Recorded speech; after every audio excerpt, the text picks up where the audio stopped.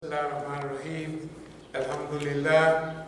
Alhamdulillah. Nahmaduhu wa nasta'inuhu wa nasta'dihi wa nastaghfiruhu wa nu'minu bihi jalla wa ala wa la akfuruhu wa ashhadu an la ilaha illallah wa ashhadu anna Muhammadan abduhu wa rasuluhu.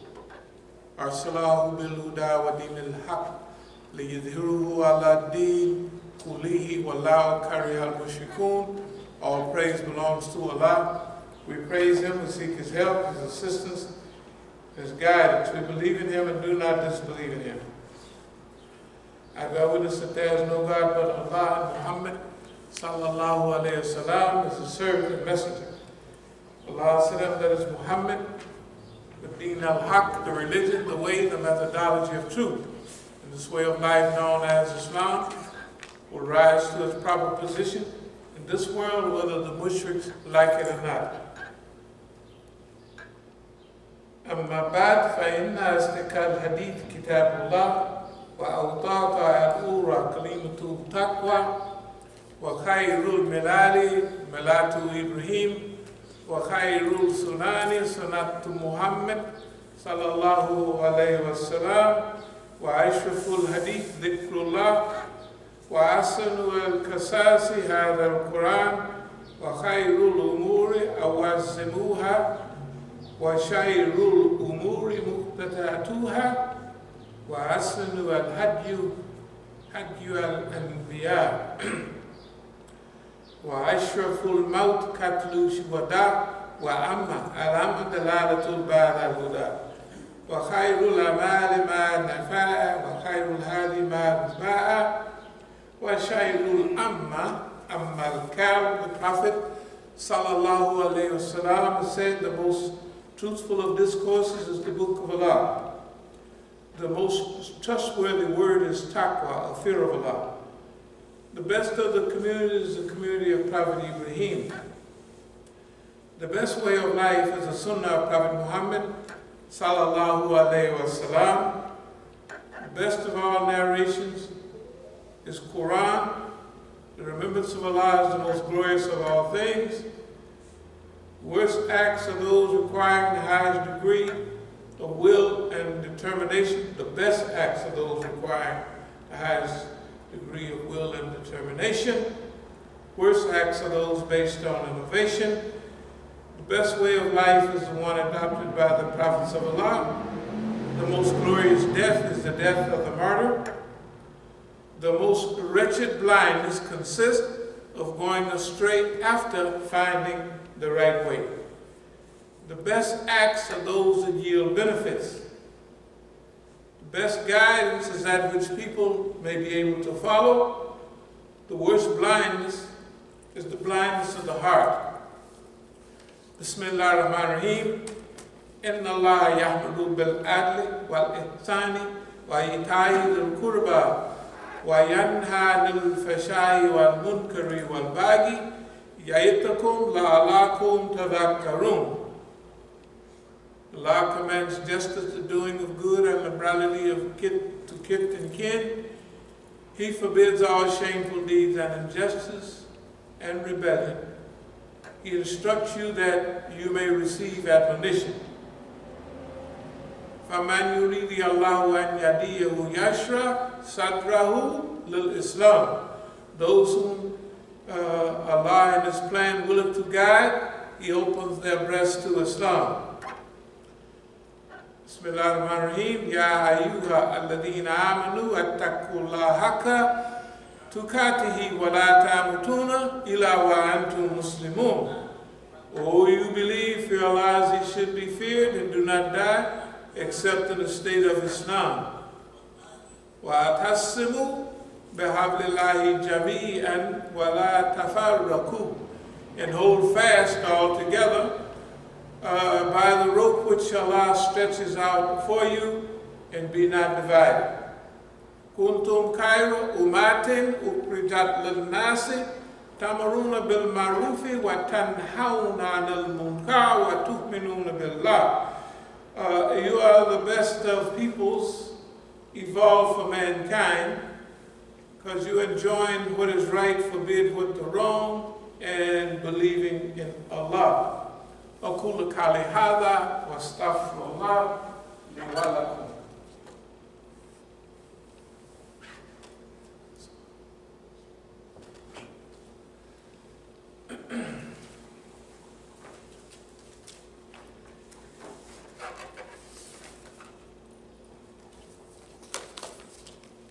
بسم الله الرحمن الرحيم. يا أيها الذين آمنوا إذا نودي للصلوات من يوم الجمعة فاسعوا إلى ذكر الله وذروا البيع ذلكم خير لكم إن كنتم تعلمون. O you believe, when the call is proclaimed to prayer on Friday, the day of assembly, hasten earnestly to the remembrance of Allah and leave off business and traffic that is best for you if you but knew.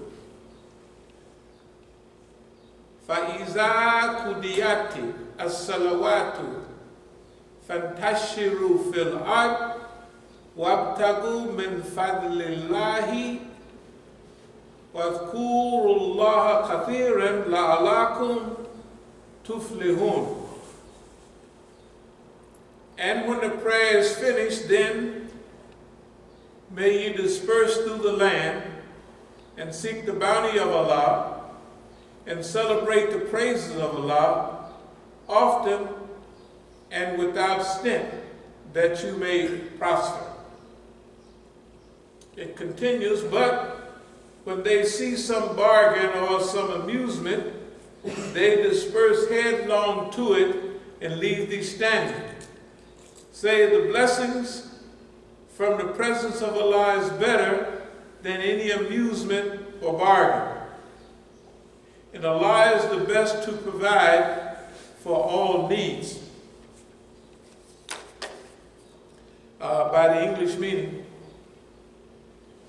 from Surah Anfal, remember how the unbelievers plotted against thee to keep thee in bounds, or slay thee, or get thee out of thy home. They plot and plan. Allah too plans, and the best of planners is Allah. When our signs are rehearsed to them, they say, we have heard this before. If we wished, we could say words like these. These are nothing but tales of the ancients. Remember how they said, O Allah, if this is indeed the truth from thee, rain down on us showers of stones from the sky and send us a grievous penalty.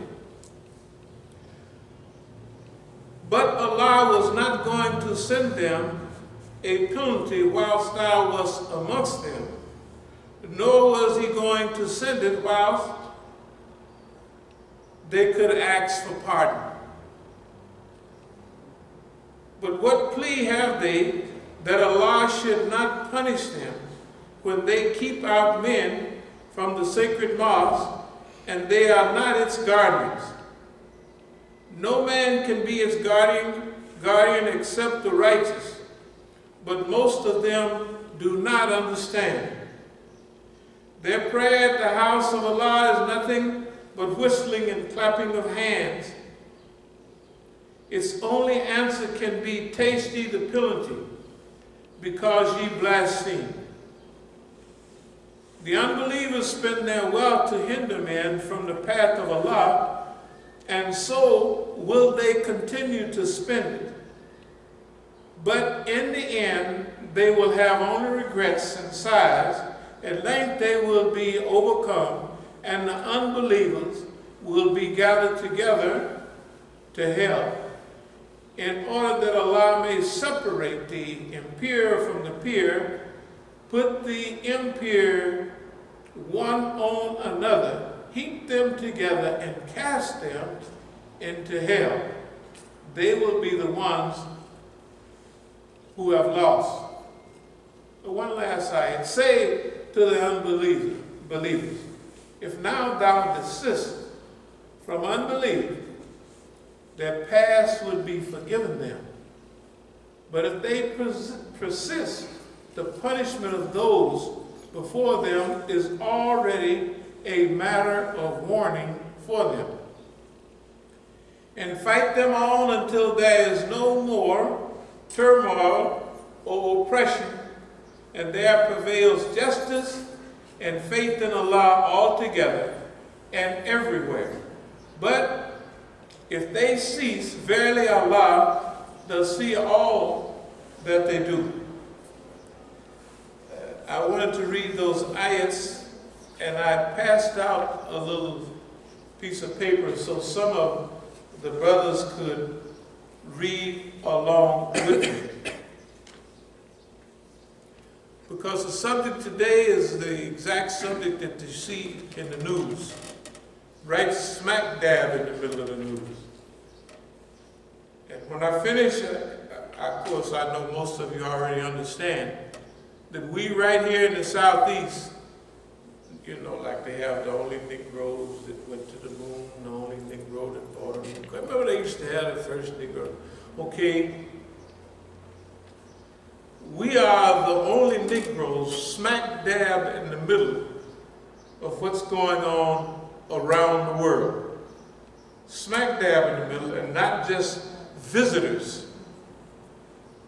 Not just visitors.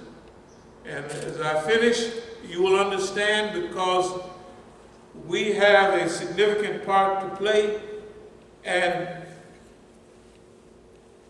I have many letters, but I just pulled this letter out because they stole all my property again in Oakland and gave it to some crazy people, and this letter was in there, so I said I might as well read it. When I read it, I'm going to explain. Dear Imam Musa, and I wanted to read it so you know I wasn't making this up. As you know, the government will change in September 2013.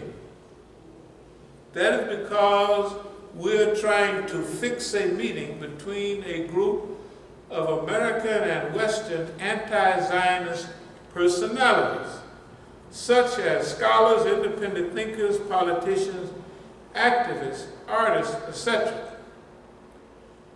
And with Iranian supreme leader of the Islamic Republic of Iran, Ayatollah Khamenei. After some days, me and Mr. Muntazimi, the advisor of international affairs of Iranian Vice Minister of Culture, will meet the assistant of international affairs of the supreme leader. Now, when they have a meeting around the world, the heads of state don't meet, right? But the top assistants meet. And when the president and the other president, they meet and shake hands, they didn't already solve the problem. They're not talking over nothing. The people have worked that out before, right? So if you see this guy go over to North Korea, right, and they're talking back and forth, that means they're working out all of they should be working out everything between then and now, so that when they get together, they take a few photo ops and they go on home, because everything is worked out. You can see that this describes the assistant to the supreme leader, in other words, the guy that's right next to him, or the assistant to the head of culture, because the head of culture is sitting there writing his name. He's not doing anything. But the assistant, just like in the penitentiary, the deputy warden is doing all the stuff, right? The warden is sitting in the office. The warden don't know who he's sent into the hole and who's getting out. The deputy warden is doing all that. The captain and the deputy warden, right? The warden is sitting up in the front office. So it's always the vice presidents it be possible or not, but as government will change in a few months, we want to try our maximum. If you would be in this delegation, we need a letter of you which would ask to meet him. This letter have been written to him personally with your signature. In other words, they already took care of everything. You know, in other words, you're definitely in demand. One paragraph will be enough. Even this meeting will not be possible in this government, though the contact then we have, with a little bad spelling, of Office of Supreme Leader. It will be later. But what is sure, that is, the future government is reformist. Now this is where it gets to what's important. Ahmadinejad is going out, right? Khatami is coming in. Now, they have us grouped. We're not in nobody's group, but we are grouped. And everybody knows that we're not reformists. We are not reformists, we're implementalists. We say you don't need to reform the government of Iran, you need to implement it. So we're implementalists. The reformists are the guys that was causing all the trouble in 2009, right? And then acting up into a little bit for the next election. Okay, this time, 2013, the president now came in. When he came in, that brought all of his homeboys. So everybody you see are homeboys of the president, and the president was a homeboy of Rafsanjani. Rafsanjani from Jump Street was one of, let's say, them. Now we never joined no teams, but I'll get on to what this means. But what is sure, that is the future government is reformist and may not continue the policies of Ahmadinejad. They're going to undermine everything he did, just like Trump undermined what the Negro did. So now, here's our home folks there, trying to put as much stopgaps in. Oh, you can read it yourself. To arrange a meeting between American and European resistance with the Supreme Guide. The resistance in North America and Europe, they want us to meet there with the Supreme Leader and the big consul that's in pocket then. They're calling it the resistance, and you notice we call it the resistance too. That's what we are. We're part of the resistance movement. Just because Negro Morganfield don't know it don't mean it ain't real. Right? Just because the Negroes over at the other Masjid across town don't know it don't mean it ain't real. Right? Just because hardly nobody knows it don't mean it ain't real. Something's going on. I didn't hook this letter up. This letter was 6/25/13. A lot of stuff's happened in 2013. Be sure that this letter will never publish anywhere and stay in the Office of Supreme Leader. Best regards. Now, I'll get to where we are now. But first,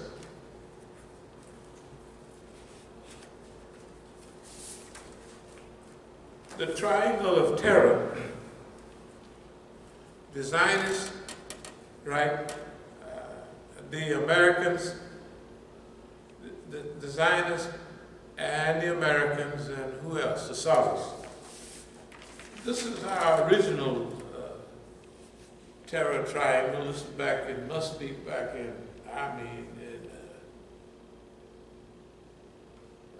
racist USA, Zionism, occupied Palestine, and apartheid. That's when we was fighting the liberation struggle and apartheid. So we always had a triangle of terror. But now the triangle of terror, this is the same one, the terror triangle. Then it was South Africa, because we were still in apartheid. The Zionists, the Saudis, and the Americans are holding hands right now. They're having psychological trauma. They're going absolutely, no, they have already gone crazy. And their policies reflect it. Okay. Y'all remember all these pictures creating a new civilization, Okay, all right, that's South Africa. Now, here's the present crew, Rouhani. President Rouhani, the president now. And you see, here we are. They can't keep us out, although they might want to. You remember all this stuff I showed every week, revolution from Egypt to the Americans. This is off the internet. I keep showing it because Oakland and the American Islamic Revolution, Imam, Luqman, and me. You know what that means, even if you have a first grade education.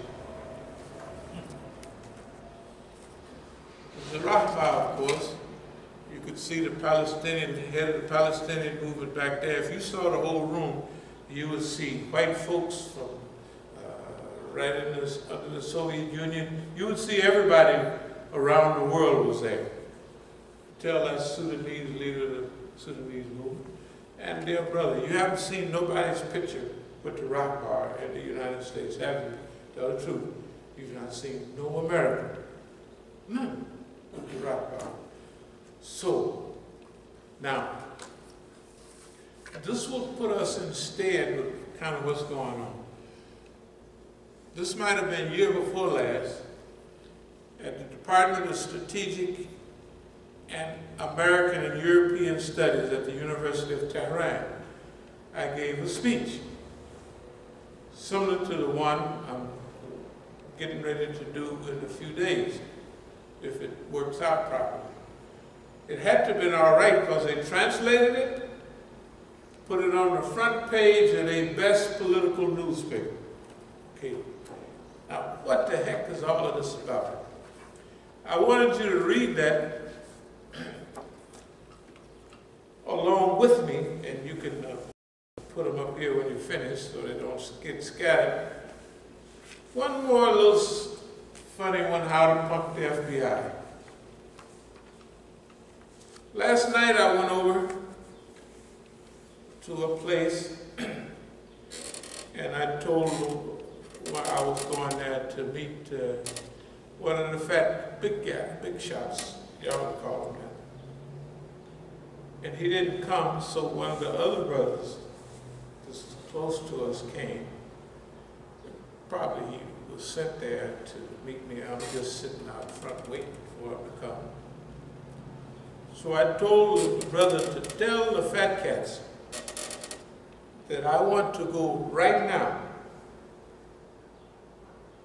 to the Islamic Republic, and I want to have a series of lectures at the same place I had before, or wherever they design it. They always figure out. And then, if they're correct in their approach, I want them to be put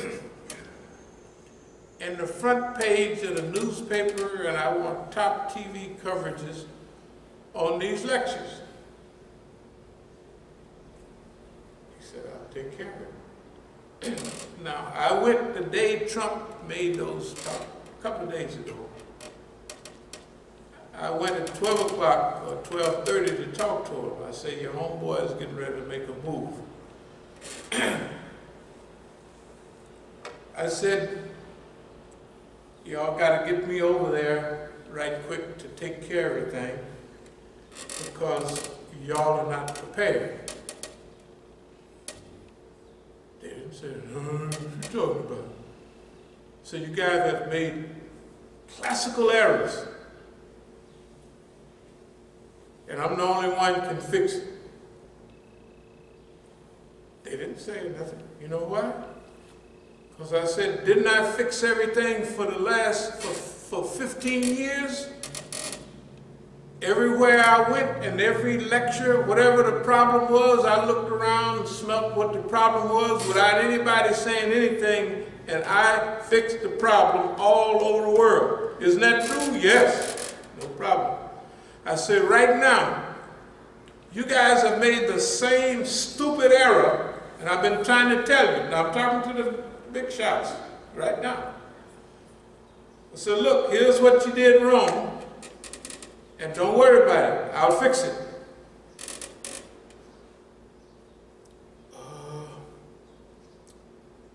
The FBI said, I said, F the FBI. The FBI don't have no right to tell you nothing about me. When they tell me something about you, I tell them to kiss my behind. You tell them the same thing. That's your problem. That's why you're getting slapped upside the head. You let them push you around. You've been letting them push you around. You've been letting them tell you, if you want to keep your offices open here, you'll have to go along with this program. You don't even say, boss man, is that constitutional? With me, it's 100% unconstitutional. Because here in America, everything we're doing is according to our dean.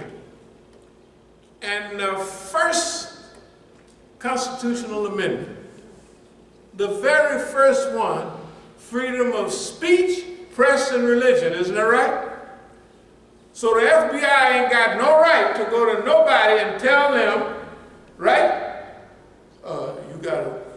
We don't want y'all messing with Musa because Musa is bad for America. They ain't got no right to do that, do they? They ain't got no right to do that, especially if they've been waking me up and putting me to sleep 24/7 for 40 years and ain't got nothing, right? Ain't got nothing, then they're wrong. Now, we're going to drag them in court. We're going to have them in court on this. Not court, big deal. What we're working for in this period for them, and I'll get back to what we're talking about now. You know, the Brown versus Board of Education in '54 was a big step. And, you know, school segregation, it helped get our Miranda rights, a lot of things, move the Constitution in a kind of little safer direction for a while. Okay? You remember the first 10 amendments to the Constitution? What were the first 10? First 10 amendments, the Bill of Rights is what they call it. Remember, no one was going to take none of the states was going to authorize that Constitution until there were some guarantees put in there. Why not? Why, all those, Benjamin Franklin, all those great guys, right? People didn't say that.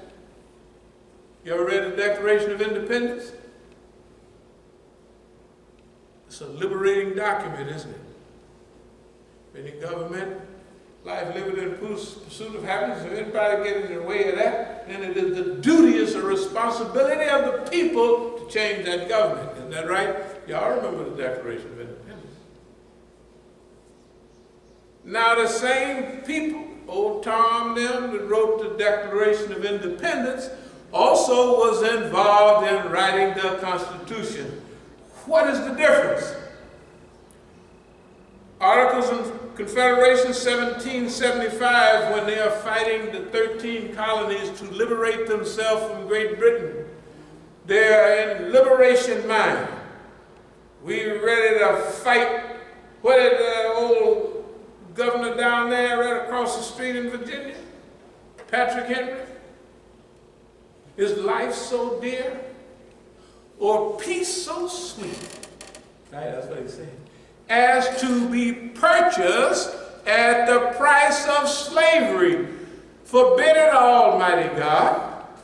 I know not what course others may take, but as for me, give me liberty, or what? Give me death.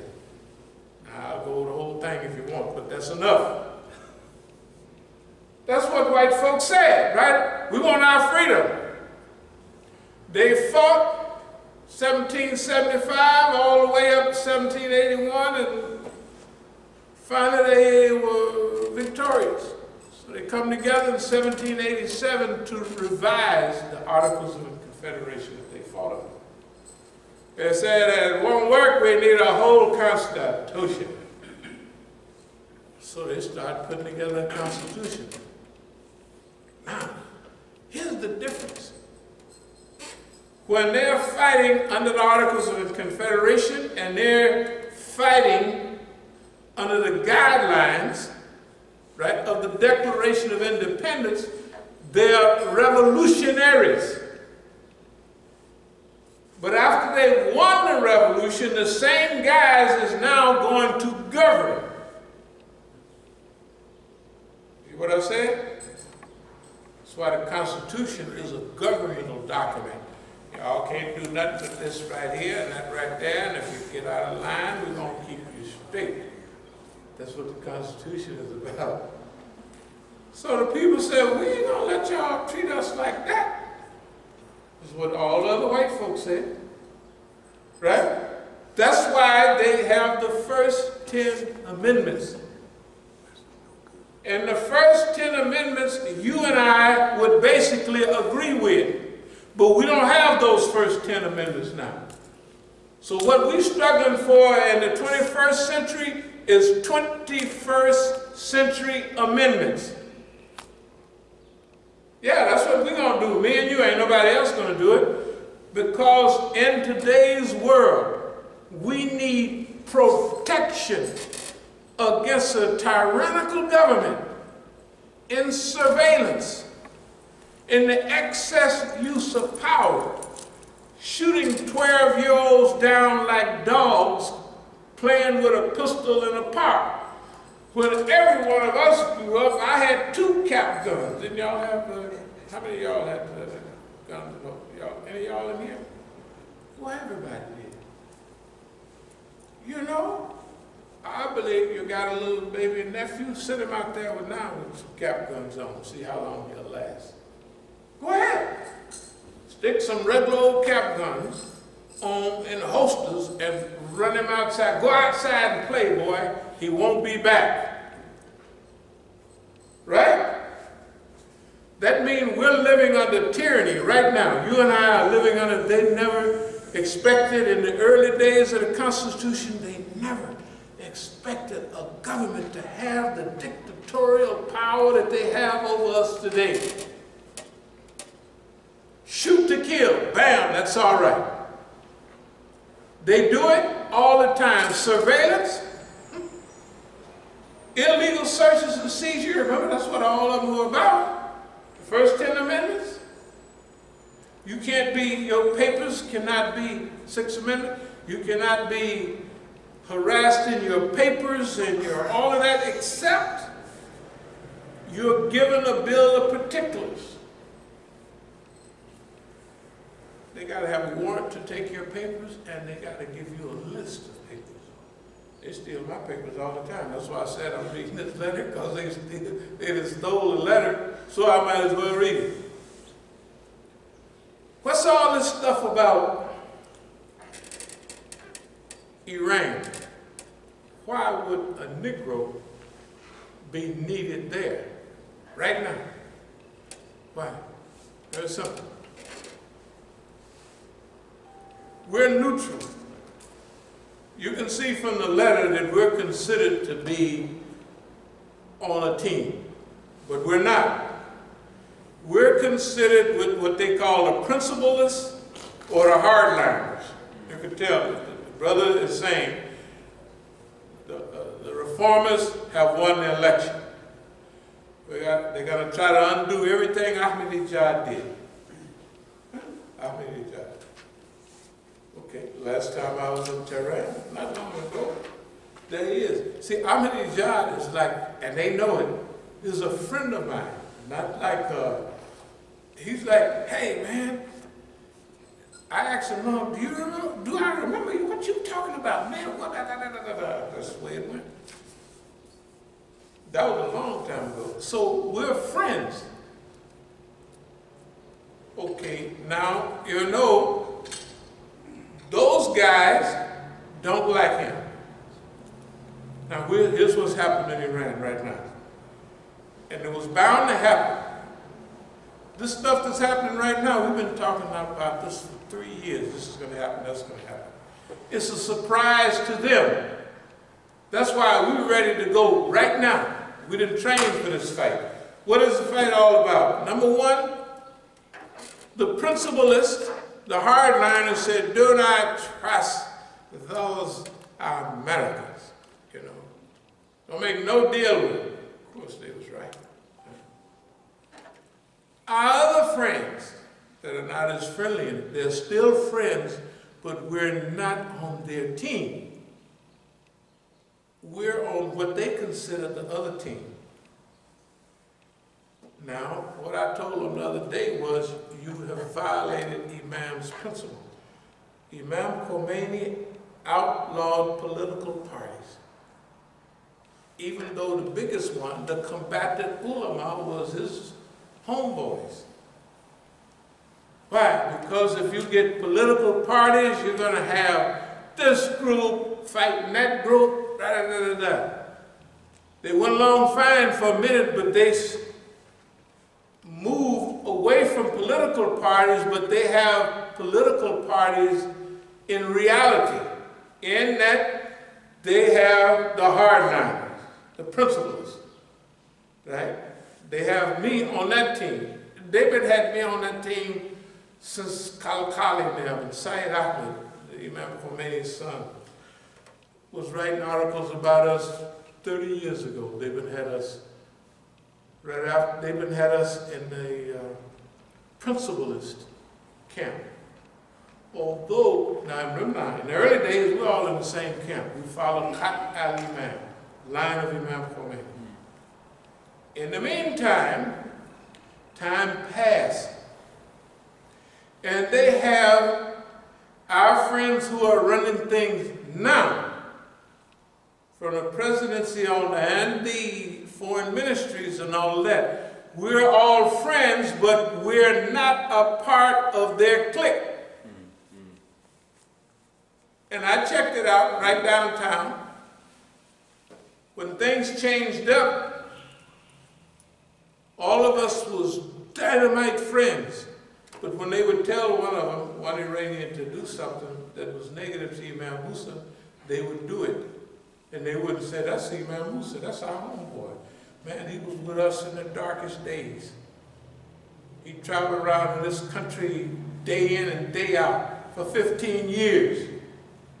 Neglected his own center in Oakland. We built it up, but still, and spent on the highway with them old raggedy cars, sleeping in them old raggedy cars, day for day, always walking in and saying, what's happening here? Well, all right, get up. I said, didn't I fix everything all the time?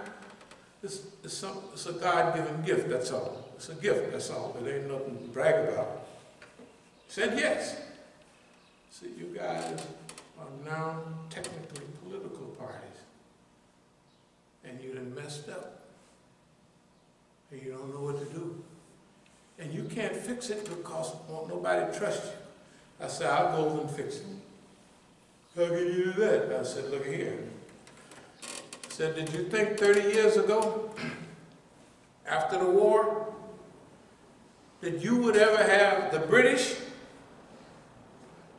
the French, the Germans, everybody talking on your behalf against the United States?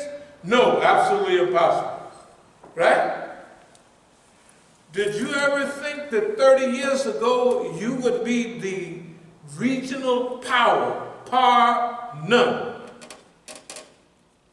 And even having heavy influence in Pakistan, in Afghanistan, of all places, right? In Afghanistan, and actually basically run Iraq. Some people think a country could be better. I said, here's what you do.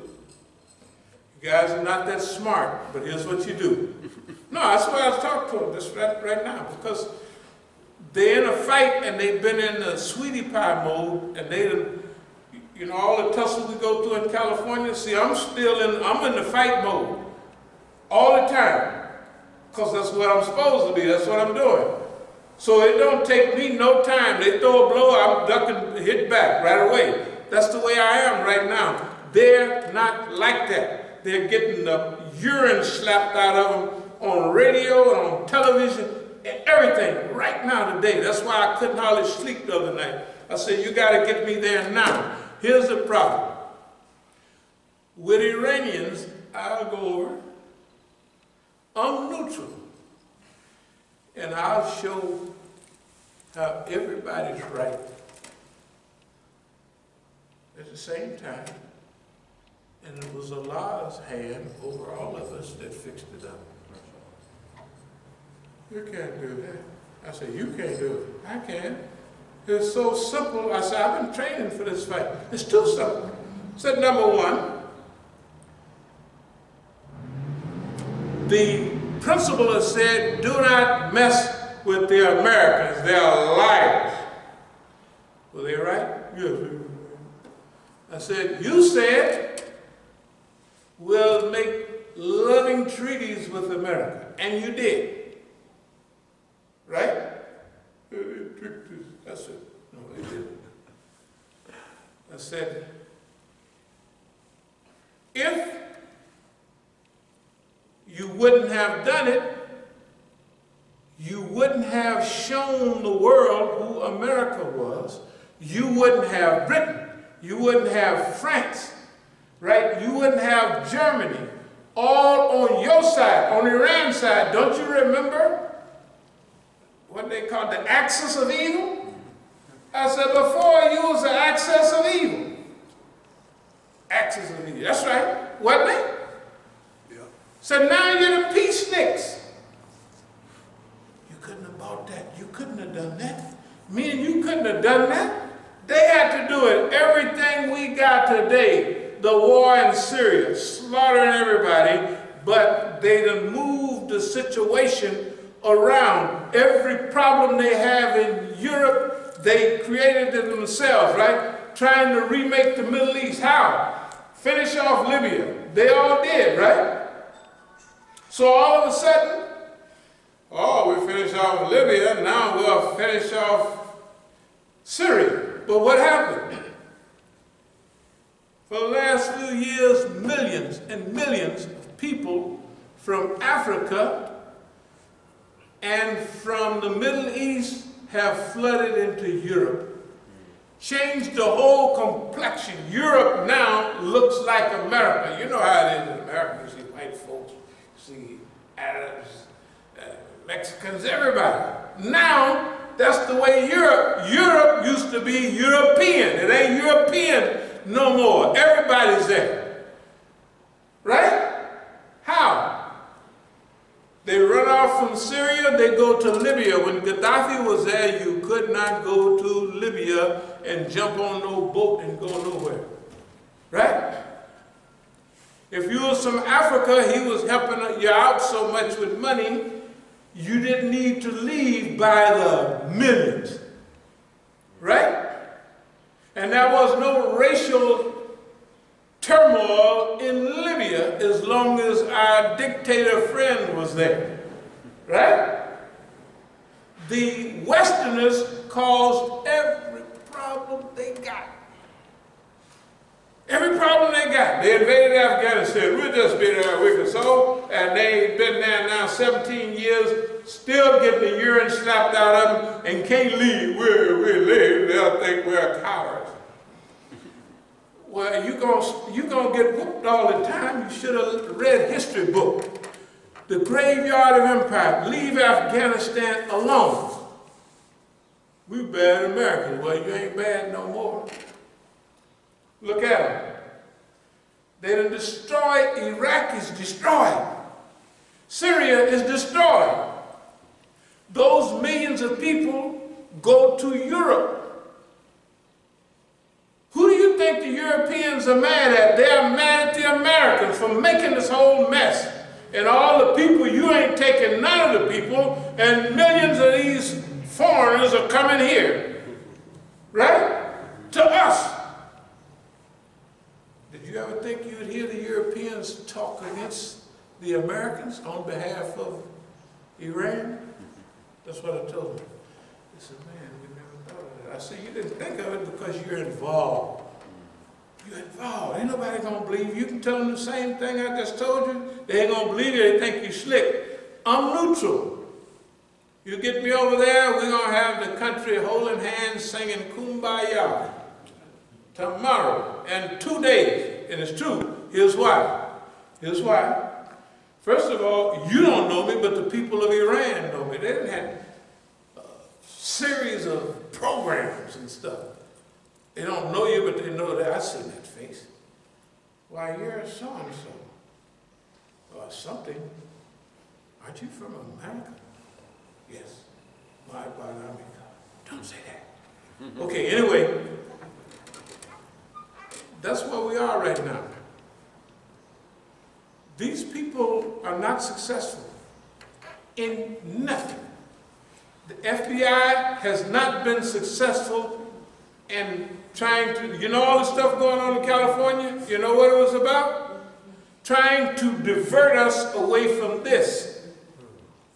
Trying to make us, they're going to take our money. They ain't going to take nothing. We never used one smidgen of energy. Ask anybody been around, did you see Imam Musa mad at them Negroes or panicking, or they gonna? Absolutely not. You know why? Because we know what's happening in the world and we know the part we're playing. We're not gonna let nobody divert us from this struggle. So we'll try to wrap it up here. So the ayats we read talked about the situation during the time of Prophet Muhammad sallallahu alaihi wasallam. That they want to keep you in bounds. Right? It's the first thing they want to do to the Prophet sallallahu alaihi wasallam. They want to keep him in bounds. They want to kidnap you. They want to keep you away from your God-given mission. So remember, the unbelievers plotted against thee to keep thee in bound, or slay thee, or get thee out of thy home. They plot and plan, and Allah too plans, and the best of planners is Allah. Wa makru wa makru Allahu Allahu khayrul makirin. Now, this is the same situation that happens over and over again during the historical process. As it said in the Quran in the last ayat, these is already outlined in the Quran, the place the unbelievers, the disbelievers are headed.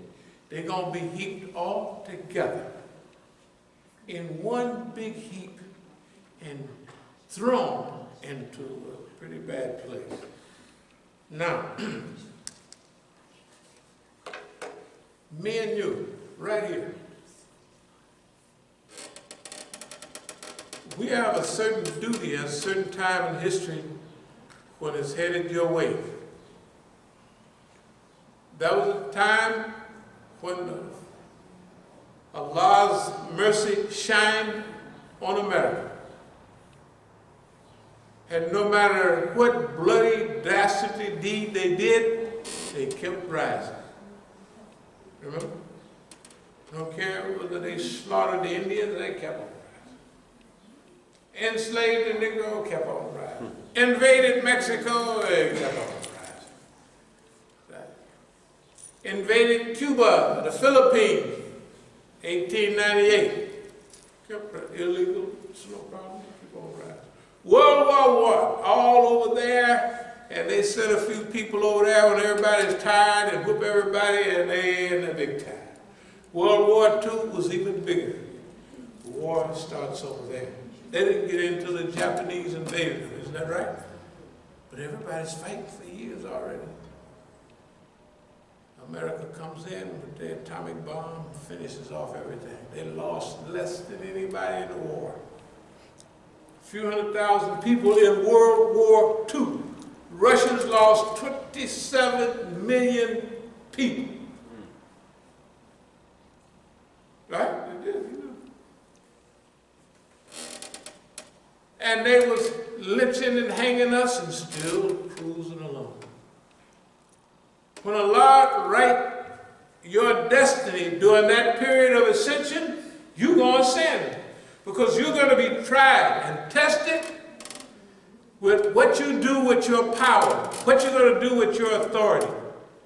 Are you going to remember Allah, or are you going to become dictatorial, right? Now, things have changed up a little bit, dear believers.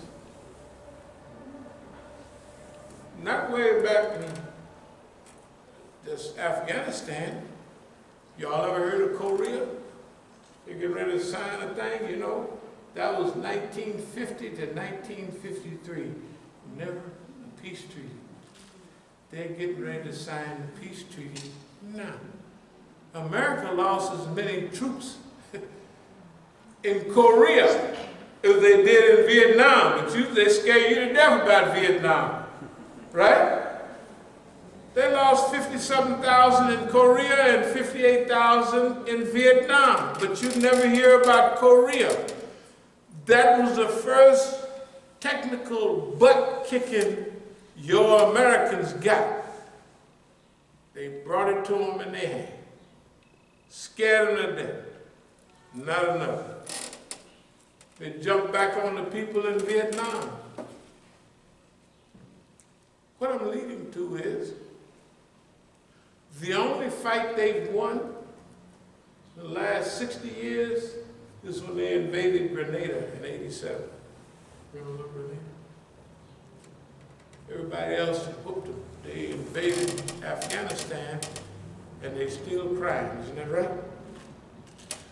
They invaded Iraq and slaughtered, I would say, millions of people.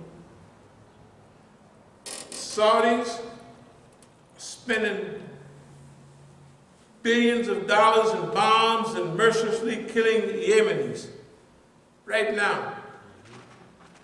Daesh, ISIL, all those bums from way back was created by Saudi Arabia. All the fitna and foolishness in the world from the Muslim side comes from Saudi Arabia, not from Iran. They're telling you Iran is doing terrorism. Iran is not perfect. They mess it up just like we tell them. But we tell them when they mess it up. What we told them, you did just like Equani's did. What do you mean? We told Equani's, now y'all the only one that heard this, there will be no Arab Spring. Do y'all remember that? Didn't say it in no other message. We said there will be no Arab Spring. Now I want you to go back as far as you can. Every time we came up to plate, it's always been a grand slam home run. Never a butt or nothing. Only thing we hit is grand slams, and if it ain't nobody on the plate, well, we just have to hit a regular old home run. But it always goes over the fence every time. Why? Because we are not on nobody's team, but the Islamic team. We are not in nobody's, nobody pays us. And if we have some friends that donate when they cut us off, we still rolling right along. You can't tell whether we're rolling in money or almost broke. You can't tell. Because we still doing and saying and acting the same way. What I'm trying to tell you is,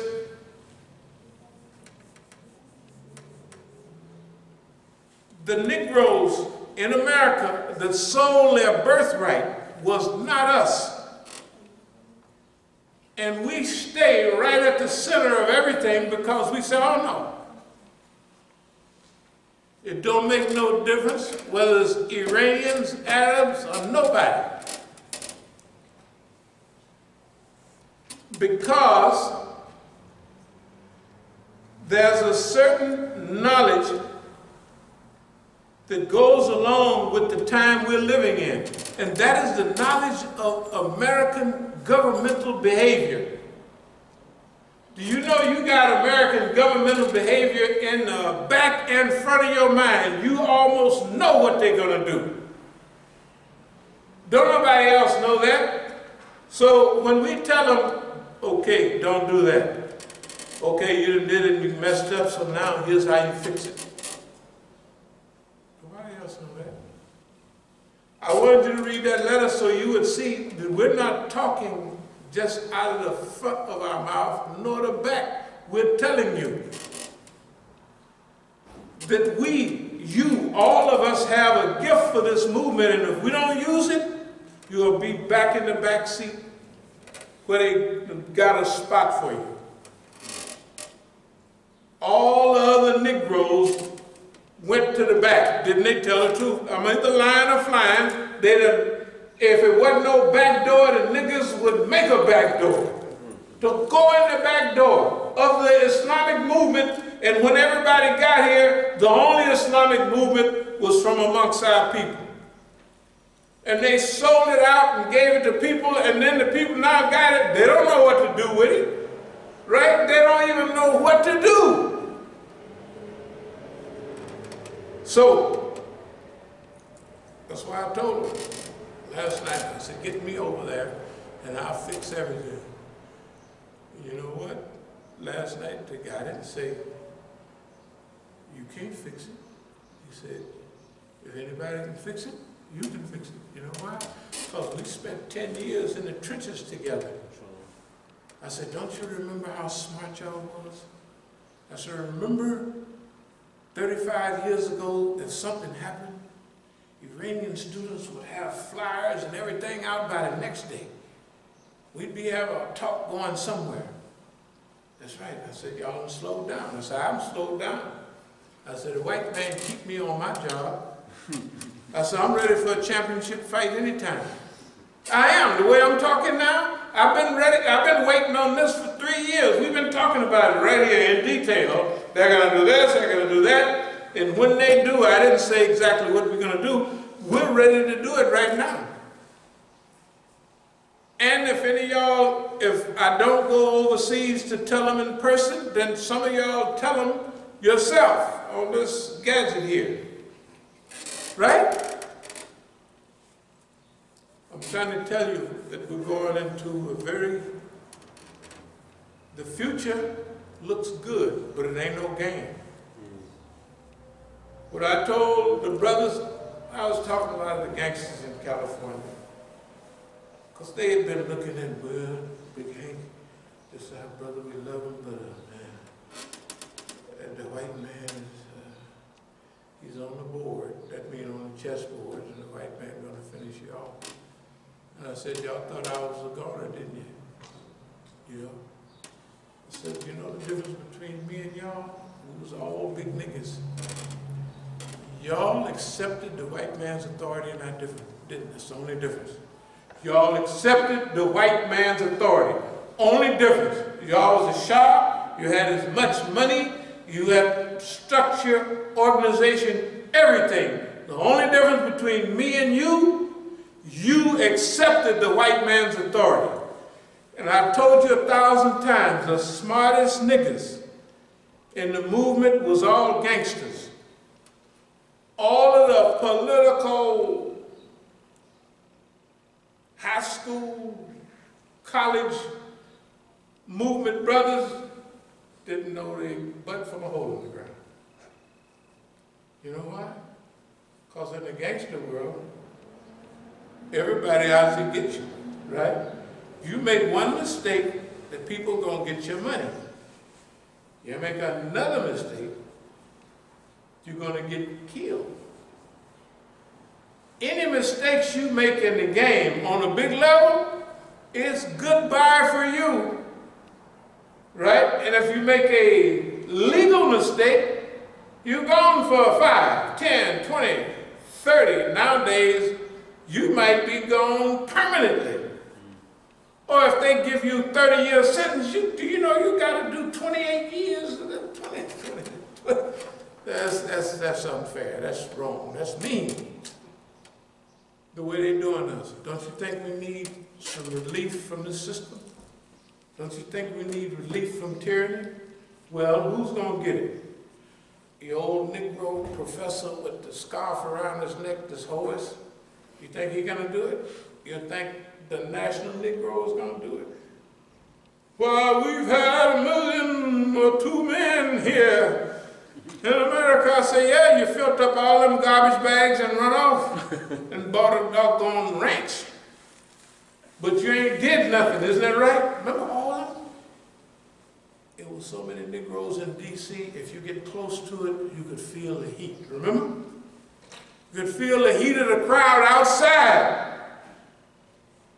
They collected money in 55, whatever the big garbage, tons of garbage bags, full of 10s and 20s, and the Negro men would, I want to redeem, atone for my sins, and I've been acting a fool, they're just dumping money in there. Wasn't it? Am I lying? There wasn't no 1 million man march, it was minimum 2 million. It was 2 million people. I was in Philadelphia that day, and I left Philadelphia. Went to Wilmington, and I went through Baltimore. I didn't see a Negro there.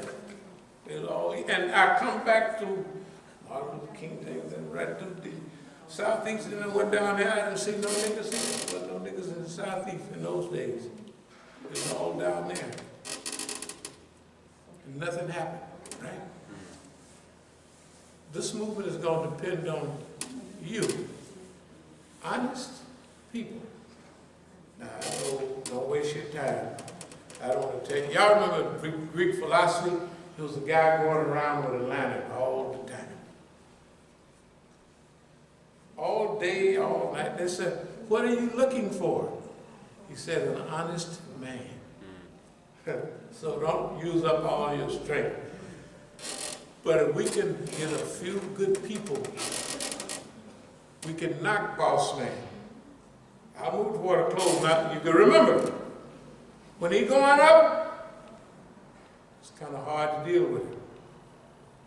But is boss man going up now, or is he going down? Has the historical process changed? He hasn't won a war since Korea, since World War II, except Grenada in '87. They put 5 people in Grenada, and all they have is water guns. Right? The white man invaded Grenada. Ronald Reagan invaded. Well, what? This is a pitiful. But see, if you ain't strong, now, this is not get back, this is not revenge. The mean old European is headed down. We've talked about it 1,000 times. When you treat everybody bad and you ain't big boss man no more, everybody come out of the woodwork. Europeans,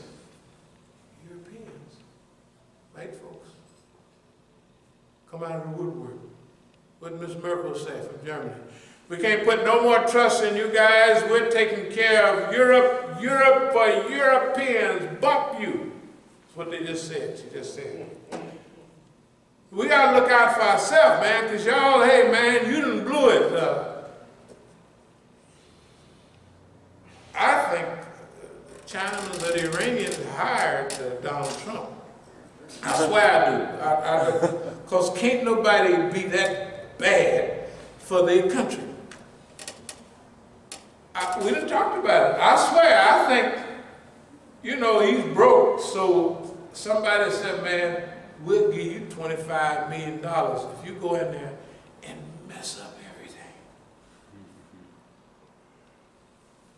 Has he done it or not? You couldn't do what he done did. America is done. It was already headed down when that boy got in there. Good God Almighty. You can't bring it back. Remember, when a great ship, the Titanic, anything, takes on so much water, you can't reverse the cycle. Historically, whether it's the Bible, whether it's the Quran, whether it's the history book, the only system that ever reversed its decline was Nineveh. Remember? That's Nineveh, that's Iraq. That's Iraq. That's Babylon, technically. And that was only for a time. The Romans couldn't do it, the British couldn't do it, the Persians couldn't do it. When it was their time to go down, they went on down. And only thing about them old empires, they go and come. The Persian Empire, they've been around for so long, and the Chinese Empire, they have times when they run nowhere. Then they have 3 or 4 bad 100 years. That's just it. Then they back. That's the way Iran is right now. Isn't that several hundred years? A couple bad 100 years, now it's back. The first thing, knock the region.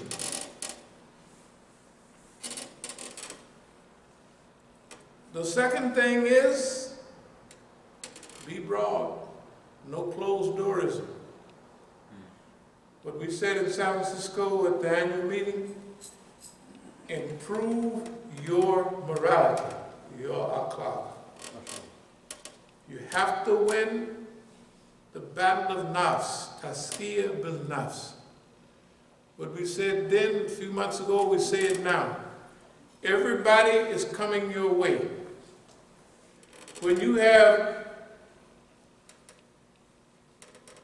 Ashura, and you have Arbain, the celebrations they have, and you have almost 30 million people coming to Najaf and Karbala for ziyarah, and there's only 2.5 million going to Hajj.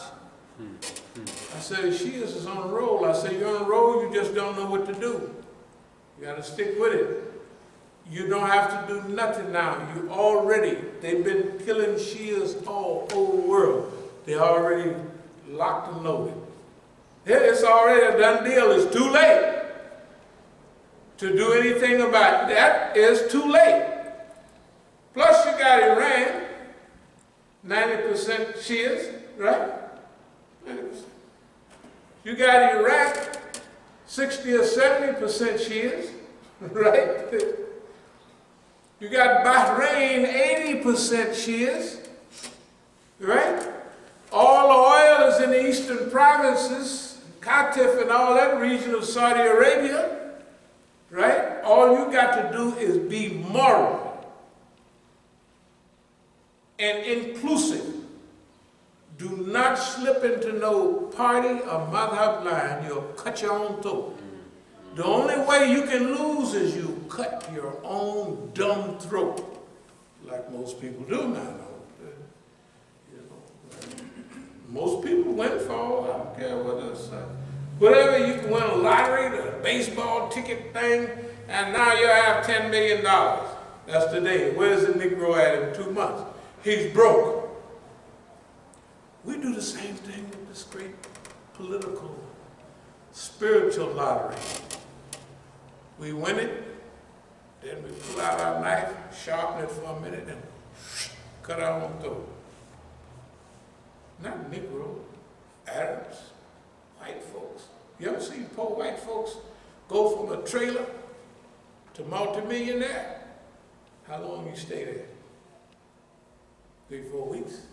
You do just like all poor people that aren't trained to handle money and responsibility.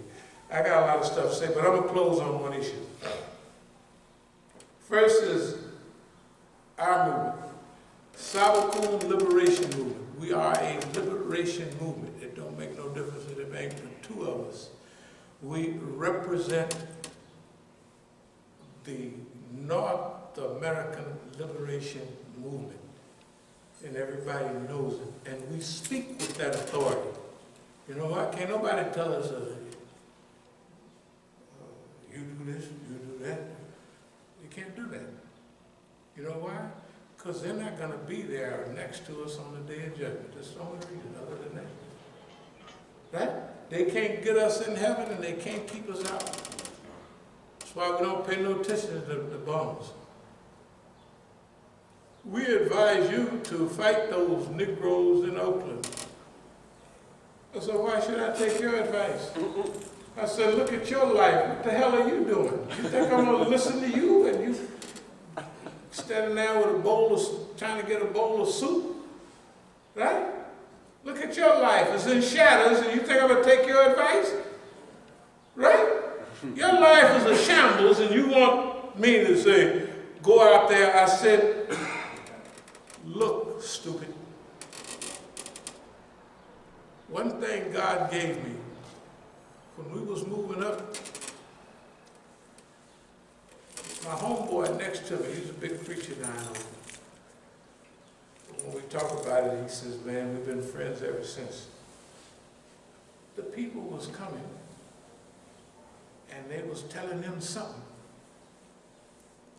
And so, it was so nasty that his wife committed suicide.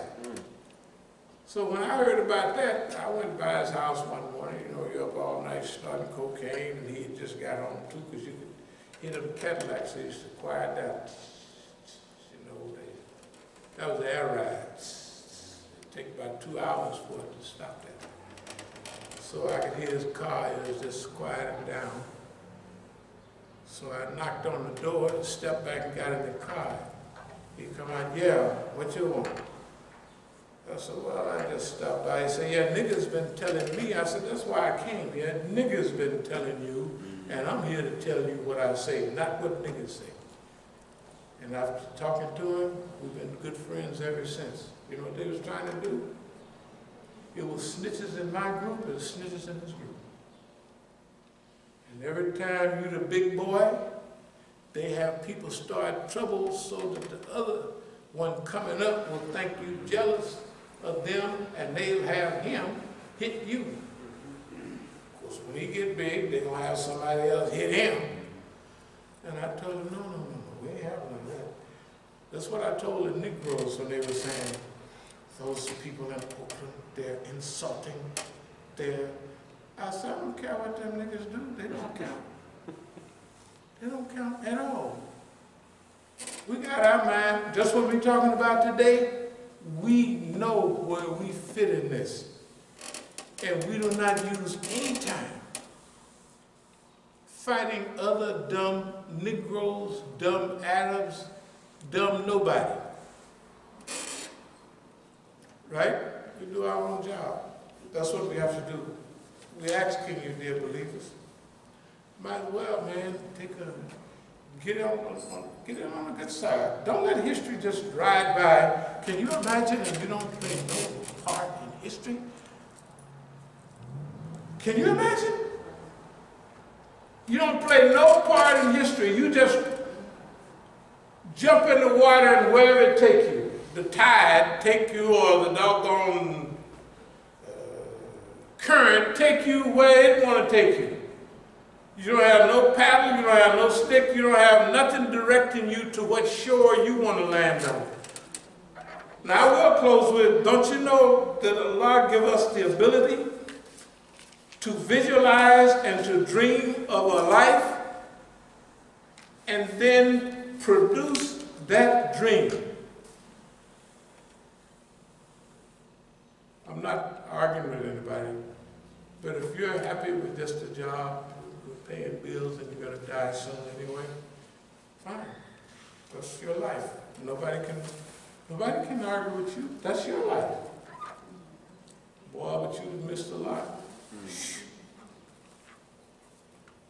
It's good to be a little, not scared, but to get shook up a little, right? I can do it. And you make it, boy, you start feeling good then. If you go to doggone King's Dominion, what is that place? Are you going to get on the merry-go-round, or are you going to get on the rumble in the jungle that turn you upside down and throw you out and snatch your foot back and you hollering? Which one are you going to ride on? Tell the truth. Suppose we go to King Dominion, they ask you, man, I got on that train ride to go in the merry-go-round. You went all the way to King Dominion to ride a damn merry-go-round? Don't you know they got the roller derby ruler-dooler that just swoop around? You know them things can skate. But they fun, isn't that right? You're living a life. You gonna get on the damn merry-go-round? Gonna go to work? I don't know what they do now. You're gonna go back home to check, you're gonna cash your check, you're gonna go buy some food, you're gonna park yourself, maybe it's football, you're gonna watch your team, maybe it's a little basketball, maybe down the college team is playing. And you're not going to influence life at all. You was just here. Ain't nobody gonna remember. And when you get old, you go, man, I've been here 92 years. I haven't even been to China. Mexico, I haven't been to Mexico. You know, I haven't even been to Canada. A lot of people haven't even been to Ohio. That's just folks in here haven't even been to Ohio. It's right over there. You can almost walk. Some people have not even been to Delaware. Right up the street. Tell the truth. There's somebody in here haven't been to Delaware. Yes, it is. I can see that no Delaware written on your head. I haven't even been to Delaware. And I have no control over my life, nor my children's life, nothing else. I do have a job. Then I got AAA credit. I can go down there and I can buy me a basketball and put it on my charge account. Of course, I don't use it. Okay, I have no right to tell you that ain't living. But for me, whenever my shot came, when they were selling dope, I said, I'm jumping in there. I'm going to be the baddest dope selling nigga they ever had. Of course, I turned out to be that way. It's a dream. Everybody else, right? Well, now it's revolutionary time. No matter how much money you get, you're still a nigga.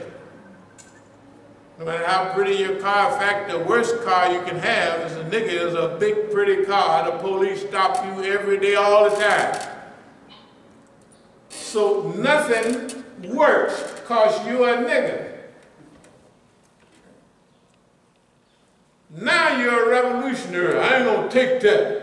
So you spend all your money, gather all you can to help the revolution. The only thing is, people get a little non-revolutionary along the way.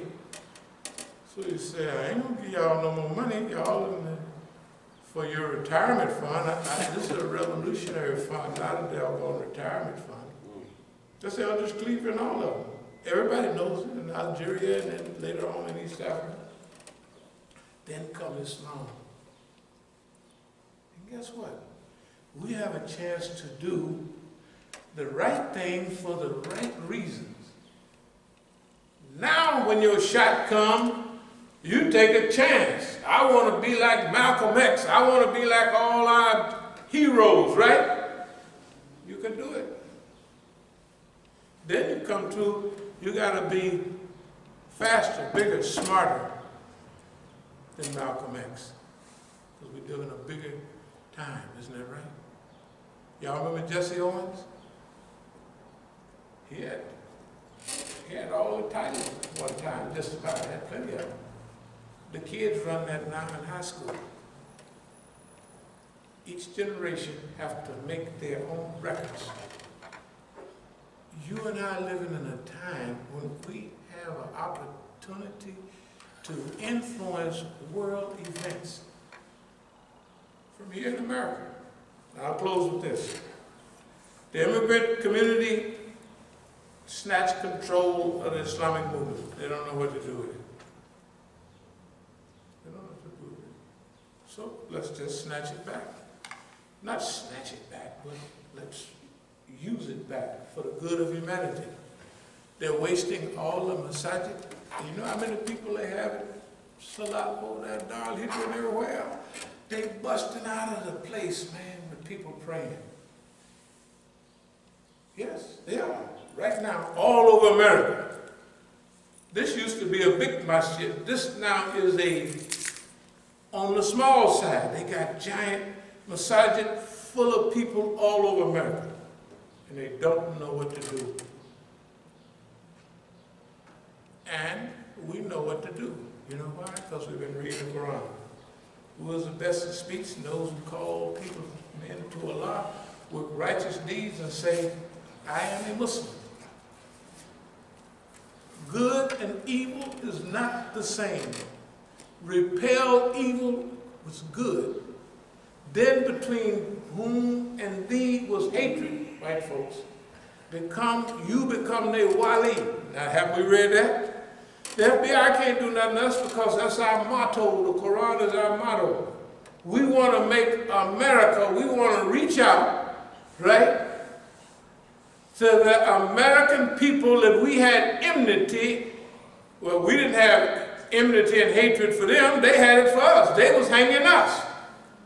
We wasn't hanging white folks, right? We ain't put white folks in prison. They put us in prison.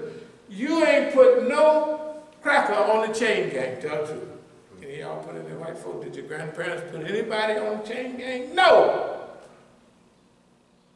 They did it to us, but the Quran tells us goodness and evil are not equal. Repel evil with goodness. You talk about turning the other cheek, that's me and you.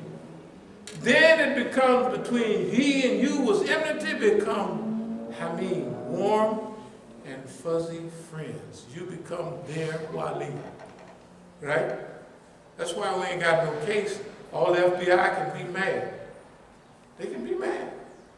They won't let us go down and talk to the people, the white folks in Ohio and West Virginia. You know why? They're trying to do as much as they can to kill them before they wake up. Isn't that right? Opiates, who's killing the white folks? White folks, right? Just like they got rid of niggas, they get rid of as many white folks as they can before they wake up. Why? Because those white folks got guns. They feel entitled, like niggas used to feel. You don't feel entitled no more. You said, we ain't getting nothing here, right? But white folks, poor crackers, feel like we're Americans. So they shoot up all the people they can in little schools, anywhere else, blame it on guns to take the white folks' guns. We're here to tell them, we with you, white folks. Yes, we are. We with you. And we not selling dope to you, nor have we sent any factory to China, to Mexico, or nowhere else, right? Why are white folks mad at us? They dumb white folks, aren't you? Tell the truth. They mad at us. How many of you sent any factory? I'm going to close. Anybody that sent any factory to China or Bangladesh? Anywhere. Have you sent any factory anywhere? Anybody in here, raise your hand. Why would they be mad at me and you? Because the other white folks with the money tell them how to think, and they're slow. And we have to start our multi-zillion dollar magic propaganda colored machine. That's what we got to do. I'm going to close eventually.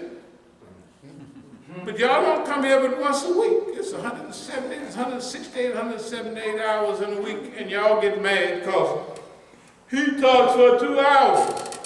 2 hours Islam out of 168 or 78, I forget, a week. And you watch TV, every TV program, every movie on TV is 2 hours. You ain't arguing with the TV, man, the movie is 2 hours. You go to the show, you pay them, you sit down there and listen to them lies. Some of them lies is 2.5 hours. And you have to pay $10 to get in there.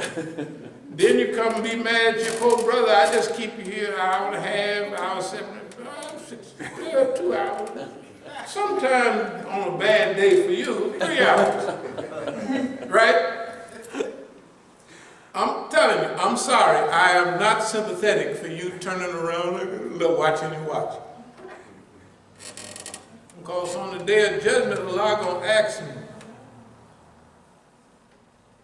you've been reading all this, you read my book?